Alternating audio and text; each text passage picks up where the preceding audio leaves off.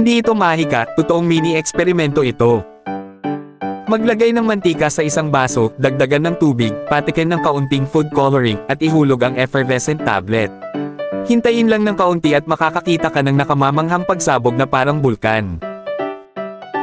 Paghaluin ang asukal at dishwashing liquid sa isang tasa, haluin ng mabuti, at makakagawa ka ng matitibay at hindi madaling puputok na bula. Subukan muna. Magbabad ng itlog sa suka, white vinegar, ng isang araw at isang gabi. Pagkatapos ay hugasan ito, makakakuha ka ng translucent at parang elastic na itlog, parang century egg. Ang ping pong ball ay karaniwang lumulutang sa tubig. Pero kapag inilagay ito sa ilalim ng imbudo at binuhusan ng tubig, hindi ito aakyat kahit anong gawin mo.